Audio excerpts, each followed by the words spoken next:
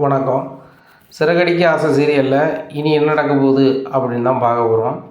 இங்கே முத்து மனோஜ்கிட்ட ஏமாத்தின அந்த புருஷன் பொண்டாட்டியும் கொண்டு கரெக்டாக ஸ்டேஷனில் கொண்டு விட்டுறாங்க. அந்த ஸ்டேஷனில் பார்த்தீங்கன்னா முத்துக்கு தெரிஞ்சவர் ஒரு ப்ரொமோஷனில் அவர் எஸ்ஐ ஆகி உட்காந்துருக்குறாரு.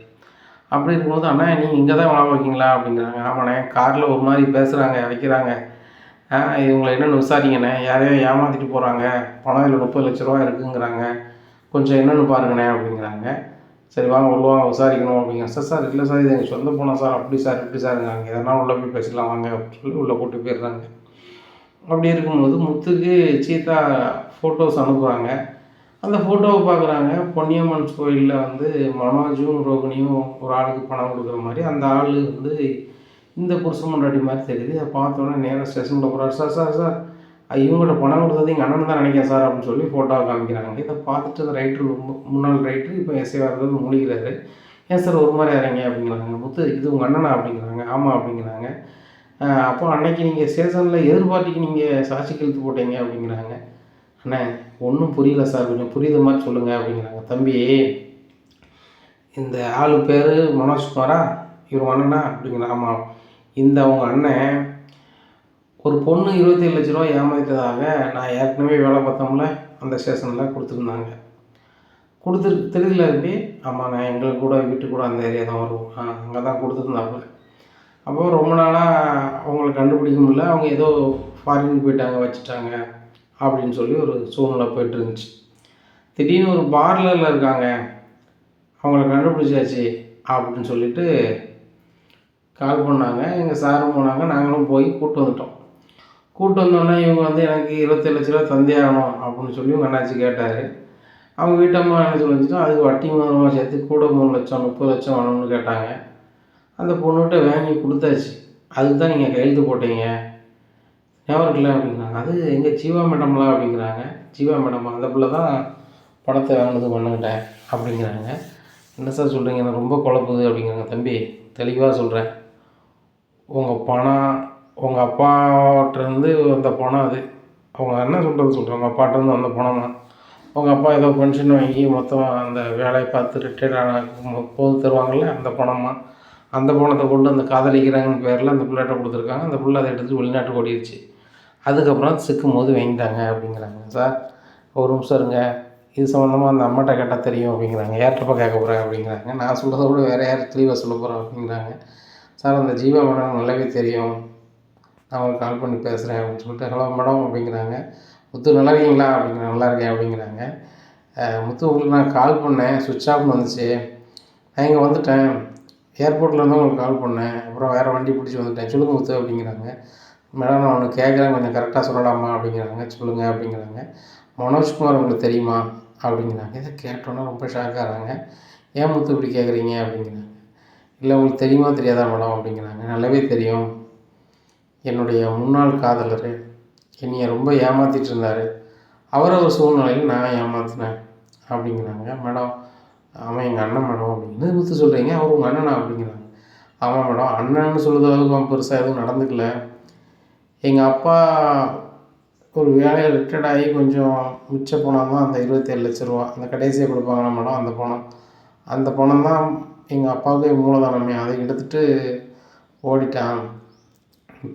ஓடலை, என்கிட்ட கொடுத்தாங்க, நான் இது பண்ணிட்டேன். உங்கள் அண்ணன் எனக்கு தெரியாது, அவர் எனக்கு நிறைய துரோகங்கள் பண்ணியிருக்காரு, அதுக்கு ஒரு வசமாக ஒரு ஆப்பு வைக்கணும்னு சொல்லி எட்டு போனேன்.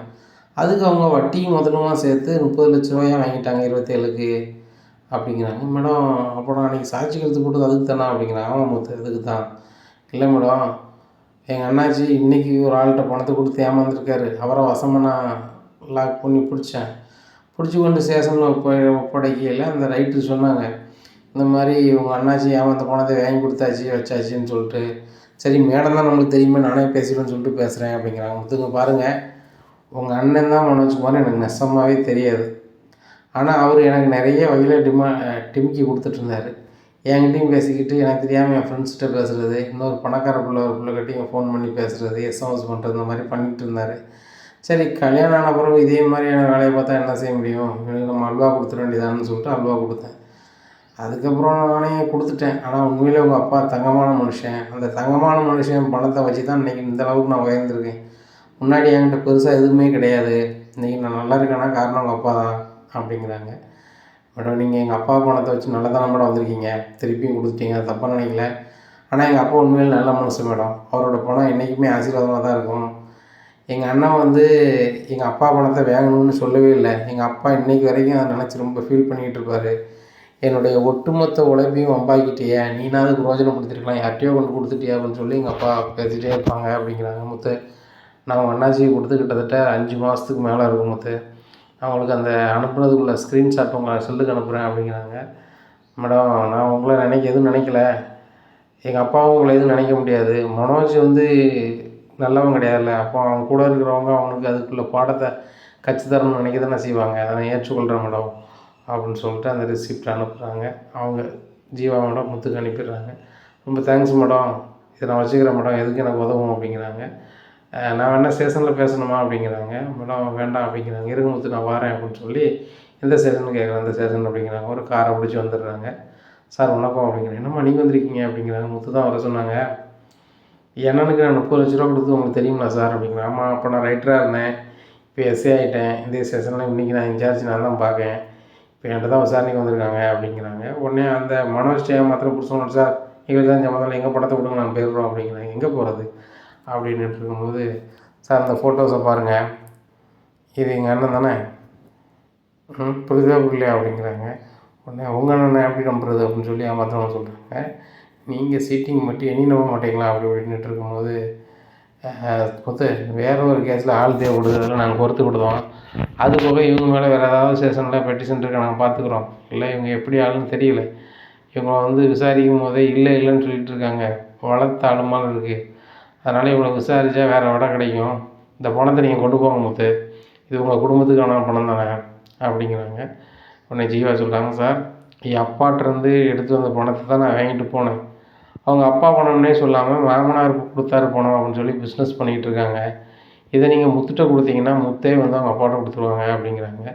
ஏம்மா நீங்கள் சொல்லுது எனக்கு நல்லாவே புரியுது, நான் என் பெற்ற தாப்பனே ஏமாற்றிருக்காரு, இதுக்கு நானும் சப்போர்ட் பண்ண தான் செய்வேன், மாற்றிக்கிறதில்ல. முத்து இந்த பணத்தை நீங்கள் கொண்டு போங்க, ஒன்று செய்யுங்க ஜீவா, என்கிட்டருந்து பணத்தை வாங்கின மாதிரி முத்துக்கு ஒரு ஃபோட்டோ எடுங்க அப்படிங்கிறாங்க. ஃபோட்டோ எடுக்கிறாங்க. முத்து இந்த ஃபோட்டோ வச்சுக்கோங்க, உங்கள் அப்பா திடீர்னு கேட்டாங்கன்னா எப்படி கிடச்சின்னா போலீஸ் தான் வாங்கியிருந்தாங்கன்னு சொல்லுங்கள், பார்த்துக்கலாம் அப்படிங்கிறாங்க. சரி சார் அப்படின்னு சொல்லிட்டு போகிறாங்க. மேடம் ரொம்ப நன்றி அப்படிங்கிறாங்க முத்து, என்னை நீங்கள் தான் மன்னிக்கணும், உங்கள் அண்ணனை நான் ஏமாற்றிட்டு பணம் கொண்டு போனாலும் கூட அவன் உறவு வேண்டாம் அப்படின்னு சொல்லிட்டு தான் நான் அப்படி போனேன், ஆனால் உங்கள் உறவு வேணும்னு சொல்லி தான் நான் ஸ்டேஷன் வந்து நீங்கள் கூப்பிடாமே நிற்கிறேன் அப்படிங்கிறாங்க. மேடம் ரொம்ப நன்றி மேடம், நீங்கள் சொன்னதுனால தான் போலீஸ் வந்து என் கையில் கொடுத்தாங்க அப்படிங்கிறாங்க. முத்து இல்லைனாலுமே நான் 30 லட்சம் தர தயாராக இருக்கேன், இன்றைக்கி நிலைமையும் நல்லா இருக்கேன், அதுக்கு காரணம் உங்கள் அப்பா தானே, உங்கள் அப்பா மனம் வருங்கிறத கலங்குறத நான் பார்த்துட்டு இருக்க முடியாது, ஆனால் உண்மையிலே மனோஜ் தான் அவங்க அண்ணனு தெரியாது அப்படிங்கிறாங்க. சாரி மேடம், அதை பற்றி என்ன மேடம் இருக்குது, விடுங்க பார்த்துக்கலாம், அவன் நல்லவன் கிடையாது, நல்லவனுக்கு ஒரு பாதகம் நடந்துருந்துச்சுன்னா ஏன் மேடம் பண்ணீங்கன்னு உங்கள்கிட்ட நான் கேட்பேன்,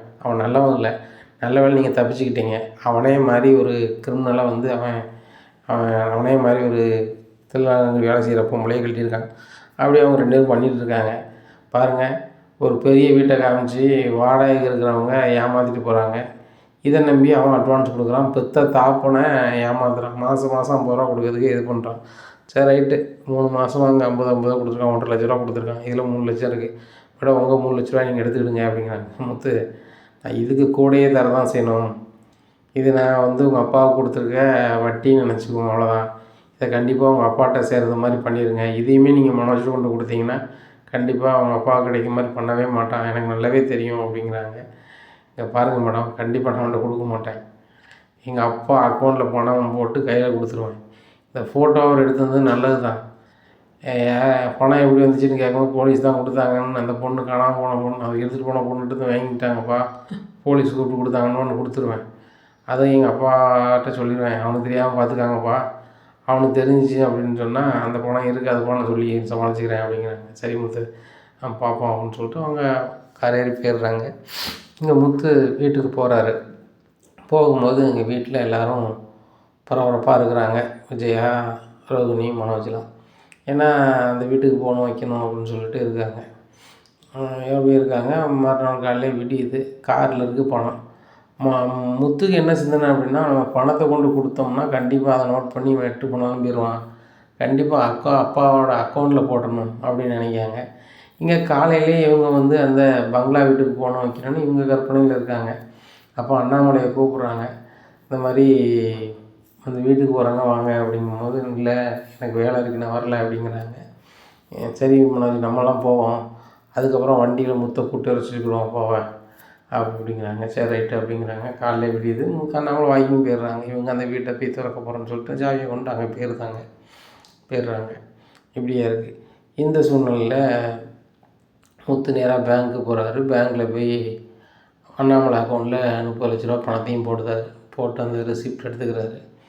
எடுத்துகிட்டு நேராக வீட்டுக்கு வர்றாரு. அப்போ அண்ணாமலை வாக்கிங் போயிட்டு வந்துடுறாங்க. அப்பா இந்த பாஸ்புக்கை பிடிப்பா அப்படிங்கிற. ஏன் பாஸ்புக் எப்படிடா வந்துச்சு அப்படிங்கிறாங்க. எப்பா நீ தான் பேண்ட் தந்து வச்சுருந்தேன் அப்படிங்கிற. ஆமாம். இது இப்போ எது கட்டு வர அப்படிங்கிறாங்க. எப்பா அன்றைக்கி உன் அக்கௌண்ட்டில் உன் பணத்தை போட்டு வந்தோம்ப்பா. ஏன் பணத்தை போட்டு வந்தியா அப்படிங்கிறாங்க. ஆமாப்பா நீ ரிட்டையர்ட் ஆனோடனே 27 லட்ச ரூபா வாங்கிட்டு வந்தல்லப்பா, அதுக்கு வட்டி முதலும் சேர்த்து 30 லட்ச ரூபா போட்டு வந்திருக்கேன்ப்பா அப்படிங்கிறாங்க. முத்து எனக்கு ஒன்றும் புரியலை அப்படிங்கிறாங்க. எப்பா நீ 27 லட்ச ரூபா வேலை ரிட்டையர்ட் ஆனோன்னா உனக்கு தந்தாங்களப்பா, அதை தான் மனசு கொண்டு வம்பாக்கிட்டேனடா, ஏதோ ஒரு பிள்ளை ஏமாற்றிட்டான் வச்சுட்டான்னு சொன்னானே அப்படிங்கிறாங்க. இப்போ எப்படி இந்த பணம் வந்துச்சு அப்படிங்கப்பா, அந்த பணம் தான் அந்த பொண்ணு கொடுத்துருச்சு அப்படிங்கிறாங்க. என்னடா சொல்கிற அப்படிங்க. ஆமாப்பா கொடுத்துருச்சு, நீ வேணா அந்த ஃபோட்டோவை பாரு அப்படின்னு சொல்லி அந்த ஃபோட்டோவை காமிக்கிறாங்க. ஆமாடா போலீஸ் தான் கொடுத்துருக்கு அப்படிங்கிறாங்க. நேற்றே கொடுத்துட்டாங்கப்பா, பணமாக நான் அவங்கள்ட்ட தந்தோம்னா கண்டிப்பாக மனோஜ் ஆட்டையை போட்டான்னு எனக்கு தெரியும்பா, அதனால தான்ப்பா உன் அக்கௌண்ட்டில் போட்டேன் அப்படிங்கிறாங்க. அப்படியா அப்படின்னு சொல்லிட்டு நம்மளை அப்படியே கண் கலங்கிடுறாரு. ஏன்ப்பா கலங்குற அப்படிங்கிறாங்க. இல்லை அந்த பணத்தை வச்சு நான் ஒன்றும் செய்ய போகிறதில்ல, நான் இவ்வளோ நாள் வேலை பார்த்ததுக்கு ஆதாரமே அதுதான், அதையே கொண்டு வம்பாக்கிட்டானே, அவனும் பிரயோஜனப்படாமல் மற்ற 2 பையங்களுக்கும் பிரயோஜனப்படாமல் வீணாக்கிட்டானே அப்படின்னு நினச்சி நிறையா வருந்துவேன். ஆனால் நீ வந்து அதை ஒட்டுமொத்தமாக சேர்த்துட்டே முத்து அப்படிங்கிறாப்பா. அது ஒரு வாய்ப்பு வந்துச்சு, ரெடி பண்ணிட்டேன்ப்பா, இதை நீங்கள் மனோஜ்கிட்ட சொல்ல வேண்டாம்ப்பா அப்படிங்கிறாங்க. ஏன்ப்பா அப்படிங்கிறாங்க. இல்லைப்பா அவன் வந்து ஒரு பணத்தை வம்பாக்கியிருக்கான், உங்களுக்கு தரணும்னு நினைக்கல அப்படிங்கிறாங்க. டேய் அவர் 1,50,000 லட்ச ரூபா தந்திருக்கான், அதை திருப்பி கொடுக்கணும்ல அப்படிங்கிறப்பா. உனக்கு வந்த 3 லட்சமும் சரி தான், இந்த 1,50,000 லட்சமும் சரி தான், உனக்கு 4,50,000 லட்ச ரூபா வட்டி பணம் அதுக்கு கொடு சரிதானப்பா அப்படின்னு சொல்லிட்டு மீனா சாப்பிடுதா அப்படின்னு சொல்லி சாப்பிடுதாங்க. மீனா ரொம்ப சந்தோஷப்படுறாங்க. என்ன மீனா அப்படிங்கிறாங்க. இல்லை மாமா பணத்தை மாமாவுக்கே கிடைக்கிற மாதிரி பண்ணிட்டீங்க, அதுவுமே உங்கள் அண்ணனுக்கு தெரிய வேண்டாம்னு நினைக்கிறீங்களே, அதை நினச்சி தான் நான் சிரிப்பு வருது அப்படிங்கிறாங்க. இல்லை மீனா, எங்கள் அப்பாவை பார்க்கும்போதெல்லாம் மனசு கஷ்டமாக இருக்கும்.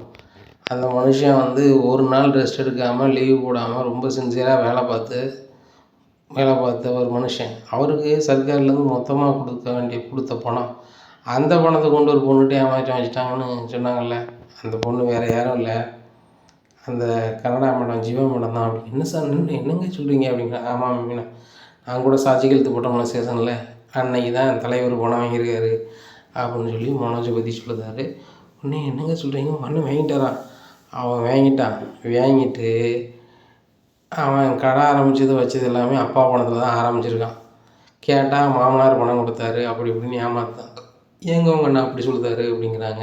வேற என்ன, ரவியும் நானும் பங்கு கேட்போம், அப்பா கேட்பாங்க அப்படின்ட்டு அவன் அப்படி ஒரு பிளானை பண்ணியிருக்கான். இப்போ இழிச்சவன் என்ன செஞ்சுருக்கான், ஒரு பெரிய வீடை வாங்குதுன்னு சொல்லிட்டு இருந்தாங்களா அப்படிங்கிற. ஆமாம் அப்படிங்கிற.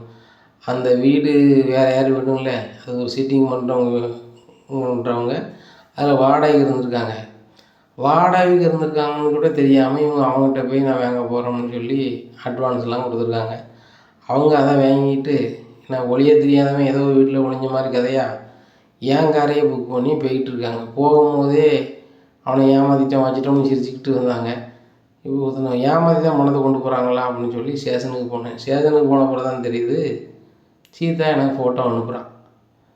ஆமாங்க அந்த கோயிலுக்கு நான் தான் ஃபோட்டோ எடுக்க சொன்னேன் அப்படிங்கிறாங்க. நீ தான் எடுக்க சொன்னியா? அந்த மனோஜும் ரோகிணியும் அட்வான்ஸ் கொடுக்குற மாதிரி ஒரு ஃபோட்டோ இருந்துச்சு.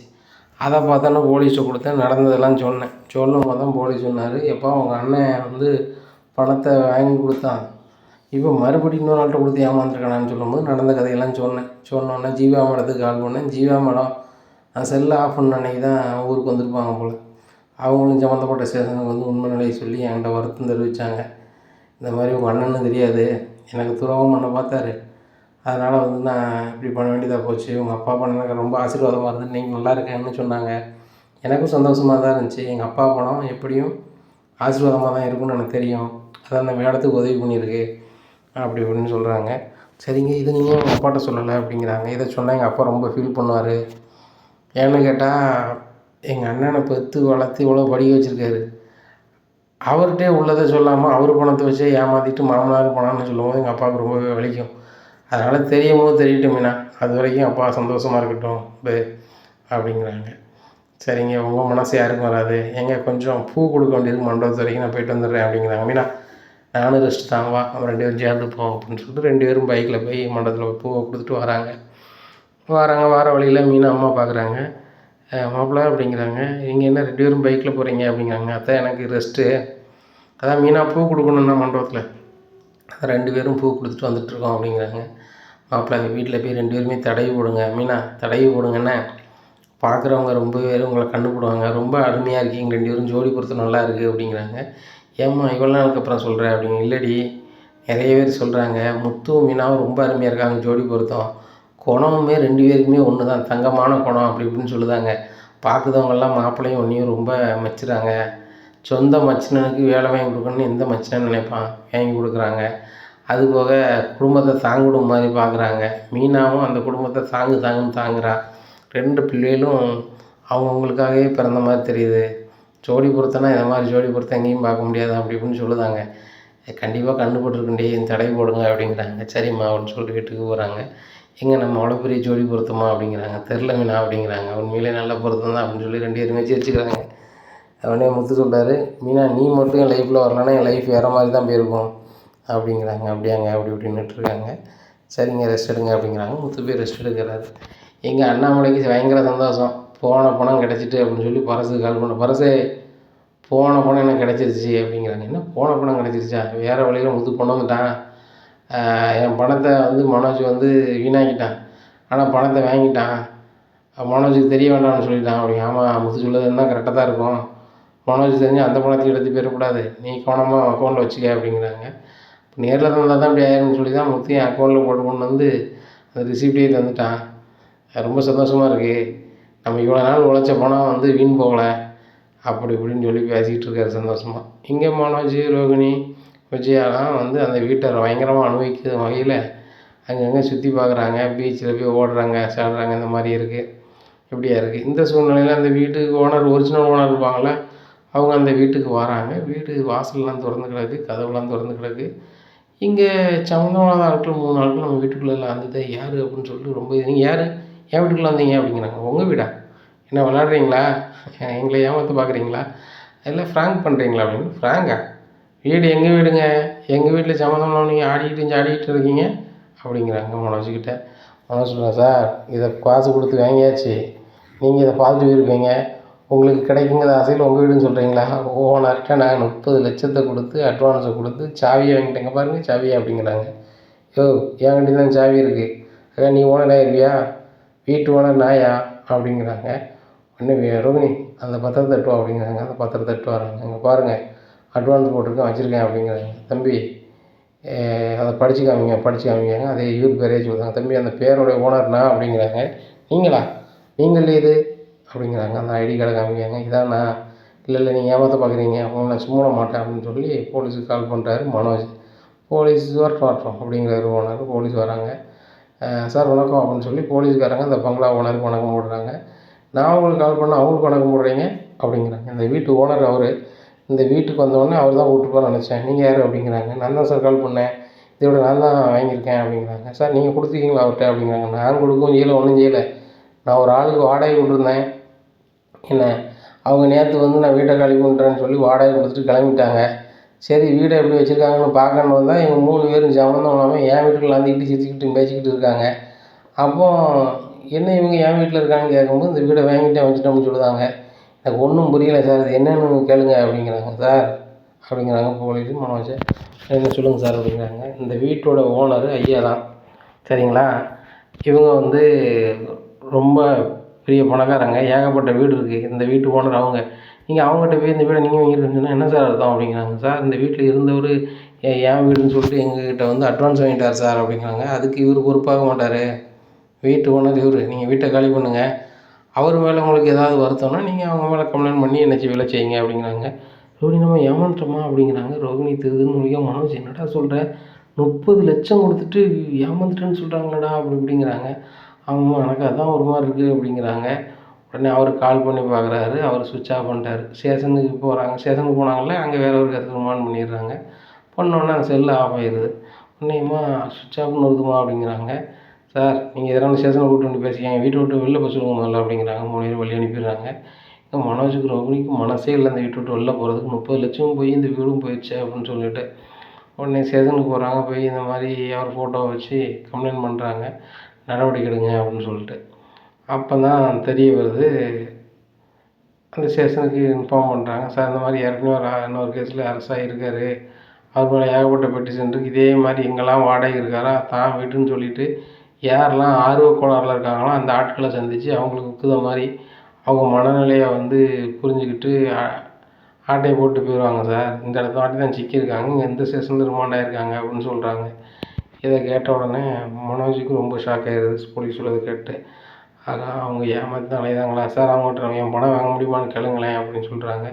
தம்பி அதெல்லாம் கேட்க முடியாது, அவன் மேலே நீங்கள் பெட்டிஷன் கொடுங்க, நம்ம வந்து அவனை எஃப்ஐஆர் போட்டு ரிமாண்ட் பண்ணது கணக்கில் சேர்த்துக்கலாம், அது மீதியை கோர்ட்டில் பார்த்துக்கலாம் அப்படிங்கிறாங்க. சார் அவங்கள பார்க்கறதுக்கு என்ன பண்ணலாம் அப்படிங்கிறாங்க. அதெல்லாம் எனக்கு தெரியாது, நீங்கள் அங்கே உள்ளே போய் மனு போட்டு பாருங்க அப்படிங்கிறாங்க. அதனால் ரொம்ப சோகமாக வீட்டுக்கு வந்துடுறாங்க. வந்துட்டு அண்ணாமலைகிட்ட சொல்கிறாங்க, ஏங்க மனோஜ் வந்து ஏமாந்துட்டாங்க பணத்தை கொடுத்து ஒரு ஆள்கிட்ட அப்படிங்கிறாங்க. அண்ணாமலை என்ன சொல்கிற அப்படிங்கிறாங்க. எங்கள் முத்துக்கு தான் எல்லாமே தெரியுதே, அவர் ஒன்றுமே செய்யாமல் கால் பக்கத்தில் உள்ள கட்டிலில் உட்காந்துருக்காரு, மீனா உட்காந்துருக்காங்க. என்னங்க உங்கள் அண்ணன் யார்ட்டையும் பணம் கொடுத்து ஏமாந்துட்டாங்கன்னு சொல்கிறாங்க, நீங்கள் ஒன்றுமே சொல்லாமல் இருக்கீங்க அப்படிங்கிறாங்க. மீனா நம்மளுக்கு தான் தெரியுமே, இவன் நம்ம அப்பாவை ஏமாற்றலான்னு பார்த்தான், கிடையாது அவனை ஏமாற்றி போய் நம்மகிட்ட பணத்தை தந்துட்டான், எல்லாமே நன்மைக்குன்னு சொல்லுவாங்க, அந்த நன்மைக்கு தான் நடந்திருக்கு அப்படின்னு சொல்லிட்டு சிரிச்சுக்கிறாரு. உடனே டேய் முத்து, உங்கள் அண்ணன்ட்ட ஒருத்தன் ஏமாற்றிட்டான்டா, எப்படியாவது நீ வாங்கிறது ஹெல்ப் பண்ணுடா, நீ டிரைவரு, அவன் ஃபோட்டோவை போட்டு டிரைவர் குரூப்பில் போட்டு எப்படியாவது அவன் எங்கே இருக்கான் எது இருக்கான்னு பார்க்க சொல்லிட்டா அப்படிங்கிறான். ஏமா அதான் அவன் ஸ்டேஷனில் ஒரு இதில் உள்ளே இருக்கான்னு சொல்கிறாங்களே, அவனை போய் நான் நாளைக்கு காலைல பார்க்குறேன் அப்படிங்கிறாங்க. மறுநாள் காலையிலே விடியுது. விடிஞ்ச உடனே மனோஜ் ரோகிணி செல்லில் அவனை பார்க்க போகிறாங்க. போகும்போது புருஷன் முன்னாடி இருக்காங்க. உடனே ஏன் ஏமாத்துறேன், நீ தான் ஓனர் அப்படி இப்படின்னு ஏமாற்றிட்டேன், என் பணம் எனக்கு வேணும் அப்படிங்கிறாங்க. பேருங்க மனோஜ், நானே உங்கள் மேலே கடுப்பில் இருக்கேன், இது வரைக்கும் நீ யாரும் பிடிச்சதில்ல, நீங்கள் குடும்பமாக சேர்ந்து என்னைய வந்து லாக் பண்ணிட்டீங்க, நான் விடவே மாட்டேன் உங்களை அப்படிங்கிறாங்க. நான் என்ன செஞ்சேன், என் பணத்தை கூடியா அப்படிங்கிறாங்க. ஏன்ட்ட பணம் இல்லை ஒன்றும் இல்லை அப்படிங்கிறாங்க. அவன் ஏன்ட்ட வேணும் 30,00,000 என்னாச்சு அப்படிங்கிறாங்க. அதான் அவன் தம்பி எழுப்பிட்டானே அப்படிங்கிறேன். தம்பி அப்படிங்க, ஆமாம் அவன் தம்பிக்கார தான் தெரியாமல் புக் பண்ணேன், அவன் ஸ்டேஷனில் கொண்டு விட்டு எங்களை லாக் பண்ணி பணத்தை வாங்கிட்டு போயிட்டான், எவன்ட்டு போய் வாங்கிக்க அப்படிங்கிறாங்க. யார் என் தம்பினா யார் அப்படிங்கிறாங்க. யாரா, முத்துக்கு தெரிஞ்சுனாங்களா அவன் தான் அப்படிங்கிறாங்க. முத்து வாங்கலாம் அப்படிங்கிறான். ஆமாம் அப்படிங்கிறாங்க. இப்போ மனோஜுக்கு ரோகிணிக்கு சரியான பார்த்தீங்களா மனோஜ், நம்ம வீடு வாங்கக்கூடாதுன்னு என்னெல்லாம் பண்ணுதாங்க அப்படின்னு சொல்லி பேசுகிறாங்க ரோகிணி. அப்போ கூட இவர் வீட்டு ஓனர் இல்லை அது ஓனர் இல்லை அப்படின்னு மனநிலையே அவங்களுக்கு இல்லை. மொத்தத்தில் முத்து மேலே உள்ள பகைமைத்தன்மையாக தான் இருக்காங்க. ஸ்டேஷன் இதை விட்டு வெளில உள்ள ஸ்டேஷன் விட்டு வெளில வராங்க, செல்லை விட்டு வராங்க. வந்த உடனே சரியான கடுப்பாகுது. மனோஜ் இதை சும்மா விடக்கூடாது, ஆன்ட்டிகிட்ட சொல்லி இன்றைக்கி பிரச்சனை பண்ணியே ஆகணும் அப்படிங்கிறாங்க. நேராக நடன பள்ளிக்கு போகிறாங்க. ஏமா என்கிட்ட ஒரு நாள் 30,00,000 ரூபா ஏமாற்றிட்டு போனார்ல அப்படிங்கிறாங்க. ஆமாடா மனோஜ் அதை நினச்சி தாண்டா சங்கடமாக இருக்குது அப்படிங்கிறாங்க. அந்த பணத்தை வந்து முத்து வாங்கியிருக்காமா அப்படின்னு. முத்து வாங்கியிருக்கானா அப்படிங்கிறாங்க. ஆமாம்மா 30,00,000 ரூபாயை முத்து தான் வாங்கியிருக்காமா, வாங்கி அதை அவன் வச்சுக்கிட்டு வீட்டை இது எல்லாமே ஏமாற்றிட்டு இருந்திருக்காமா அப்படிங்கிறாங்க. டேய் என்னடா சொல்கிற, அவங்ககிட்ட கொடுத்த பணம் எப்படிடா முத்துட்டு வந்துச்சு அப்படிங்கிறாங்க. ஏம்மா அவங்க இனி ஏமாற்றிட்டு முத்துக்காரர் தான் ஏறியிருக்காங்க, ஏறின உடனே இவன் தான் காரில் ஏறி போயிருக்கான், அவங்க ஏதோ உள்ளே பேசிக்கிட்டு இருந்திருக்காங்க, அதை தெரிஞ்சுக்கிட்டு நேராக ஸ்டேஷன் கொண்டு விட்ருக்கான். ஏற்கனவே இங்கே லோக்கலில் வேலை பார்த்தவர் அந்த ஸ்டேஷனில் இருக்கார், முத்துக்கு அவர் தெரிஞ்சதுனால முத்துக்கிட்ட பணத்தை கொடுத்து விட்டார், நீங்கள் தான் எப்படியாவது முத்துக்கிட்ட வாங்கி பணம் தரணும் அப்படிங்கிறாங்க. டேய் பணத்தை அவன் தந்துடுவானடா, அடுத்தவங்க பணத்துக்கு அவன் ஆசைப்பட மாட்டானே அப்படிங்கிறாங்க. இல்லைம்மா பணம் நிறைய ஒன்று ஆசைப்பட்டான்னு நினைக்கிறேன், நீங்கள் வாங்க, நான் அதை கேட்டோம்னா கண்டிப்பாக பிரச்சனை தான் வரும், எனக்கு என் பணம் வேணும், இல்லைன்னா நான் முத்து மேலே பெட்டிஷன் கொடுப்போமா அப்படிங்கிறாங்க. சரிடா நீ பெட்டிஷன் கொடு அப்படிங்கிறாங்க. ஏம்மா நீங்கள் முதல்ல கேட்டு பாருங்களேன் அப்படிங்கிறாங்க. சரி கேட்டு பார்க்க அப்படின்னு சொல்லிட்டு நீங்கள் இருங்க இங்கே இருங்க நான் போகிறேன் அப்படின்னு சொல்லி வீட்டுக்கு போகிறாங்க. அப்போ முத்து மீனாட்ட பேசிக்கிட்டு இருக்காங்க. டேய் முத்து இங்கே வாடா அப்படிங்கிறாங்க. என்ன அப்படிங்கிறாங்க. இந்த மாதிரி மனோஜ் பணம் 30,00,000 எங்க அப்படிங்கிறாங்க. உடனே அண்ணாமலை முடிக்கிறாங்க. மனோஜ் பணம் 30,00,000 இவன் எங்கே வச்சுருக்க போகிறான் அப்படிங்கிறாங்க. ஏங்க அந்த வீடுக்கு பணம் கொடுத்து ஏமாந்தோம்னு சொன்னோம்னாங்க, அந்த பணம் இவன்கிட்ட தான் இருக்குது அப்படிங்கிறாங்க. உடனே முத்து என்ன சொல்கிறாங்க அப்படிங்கிறாங்க. ஒன்றுமில்லப்பா அப்படிங்கிறாங்க. அப்போ அண்ணாமலை, டேய் அப்போ நீ நேற்று 30 லட்ச ரூபா அக்கௌண்ட்டில் போட்டேன்னு சொன்னது மனோஜ் ஏமாந்த பணம் தானா அப்படிங்கிறாங்க. ஏங்க உங்கள் அக்கௌண்ட்டில் போட்டிருக்கானா அப்படின்னு சொல்லிக்கிட்டு இருக்கும்போது, ஆமாம் விஜயா போட்டிருக்கான் அப்படின்ட்டு சொல்லிக்கிட்டு இருக்காங்க. உடனே ஃபோன் எடுத்து, மனோஜ் நீங்கள் உடனே வீட்டுக்கு வாடா அப்படிங்கிறாங்க. ரோகிணி மனோஜும் வீட்டுக்கு வராங்க. வந்துட்டு என்னம்மா அப்படிங்கிறாங்க. உன் பணத்தை முத்து தான் வாங்கி உங்கள் அப்பா அக்கௌண்ட்டில் போட்டு வச்சுருக்காங்க அப்படிங்கிறாங்க. ஏப்பா அது ஏன் பணம், என் பணத்தை ஏன்ட்ட தாங்க அப்படிங்கிறாங்க. உடனே முத்து சொல்லுது, உன் பணமா, அப்பா 27 லட்ச ரூபா பணத்தைங்க அப்படிங்கிறாங்க. உடனே அந்த பணம் தான் அந்த பிள்ளைய ஏமாற்றி போயிட்டாலும் என்கிட்ட கிடையாது, எனக்கு என் பணம் வேணும், நான் தான் அப்பாவுக்கு மாதம் 50 ரூபா கொடுத்துட்ருக்கேனே அப்படிங்கிறாங்க.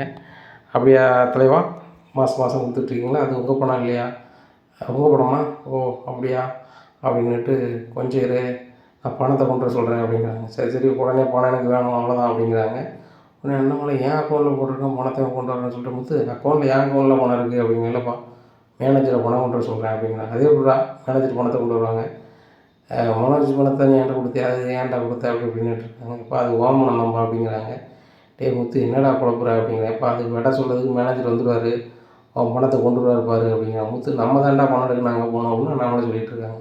இல்லைப்பா நான் மேனேஜர் வர சொல்கிறேன் அப்படின்னு சொல்லி ஜீவா இடத்துக்கு ஃபோன் பண்ணி ஜீவா வர சொல்கிறாங்க. ஜீவா வந்த உடனே மனோஜுக்கும் ரோஹினிக்கும் ஒன்றுமே விடலை. எப்பா இந்த மேடம் தான்ப்பா மனோஜ்கிட்ட பணத்தை எடுத்துகிட்டு போனது, 27 லட்ச ரூபாய் எடுத்துகிட்டு போனது. இந்த மேடம் எடுத்துகிட்டு போயிருக்காங்க. இவங்க வந்து ஒரு பார்லர் போகணுன்னு சொன்னாங்க. அப்போ சரி நம்ம வீட்டில் பார்லர் ஒரு பொம்பளையால் வச்சுருக்கேன் அப்படின்னு சொல்லி அவங்க பார்லரில் கொண்டு விட்டா அவங்களுக்கு எதுவும் செலவு போடுமான்னு இவங்க அங்கேருந்து லாக் பண்ணி ஸ்டேஷனுக்கு போயிருக்காங்க. ஒரு ஃபோட்டோ ஒன்று காமிச்சுமாப்பா போலீஸ் எனக்கு பணம் அந்த மாதிரி.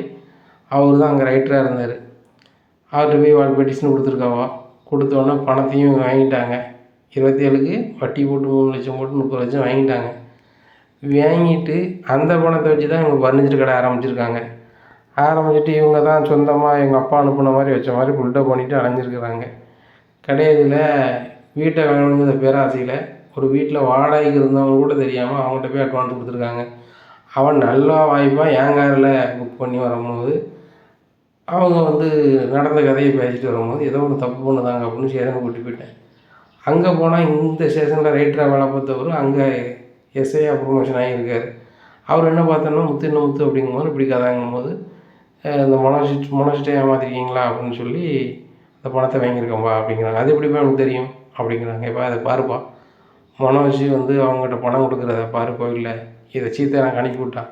அதனால தான் போலீஸ்கிட்ட நான் வந்து எங்கள் அண்ணனை தான் ஏமாற்றிருக்காங்க, எங்கள் அண்ணன் எங்கள் அப்பாவை ஏமாற்றிருக்கான் அப்படின்னு சொல்லி அந்த பணத்தை வாங்கி சிவா மேடத்தையும் அந்த ஸ்டேஷனுக்கு வர வச்சு எல்லாம் லைன் பண்ணி தான் அங்கே கொண்டு வந்தேன். வீட்டுக்கு போனவங்க தான் கண்டிப்பாக ஆட்டையை போட்டுருவான், என்னத்தையாக பண்ணிடுவான்னு தெரியும்பா. இவனை நம்பிலாம் ஒரு இடத்துல பணம் வைக்க முடியாது, உங்களுக்கும் புரியும். அதனால தான்ப்பா உன் அக்கௌண்ட்டில் போட்டேன் அப்படிங்கிறாங்க.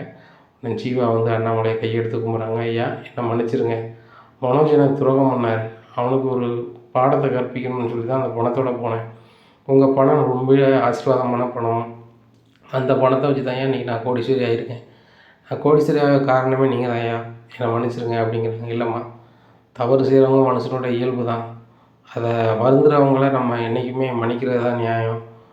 ஆனால் அந்த மனோஜை நான் மன்னிக்கவே மாட்டேன் அப்படிங்கிறேன். எப்பா சாரிப்பா என்னை மன்னிச்சிருங்க, எனக்கு வேறு வழி தெரியல, எனக்கு வந்து பணம் வந்துட்டுன்னு சொன்னால் நீங்கள் பிஸ்னஸ் பண்ண தரமாட்டேங்கன்னு சொல்லி தான் இப்படி சொன்னோம்ப்பா அப்படி இப்படிங்கிறாங்க. எப்பா இன்றைக்கி இருக்க சூழ்நிலையில் எனக்கு அந்த 30 லட்ச ரூபா அனுப்ப அவசியம்ப்பா.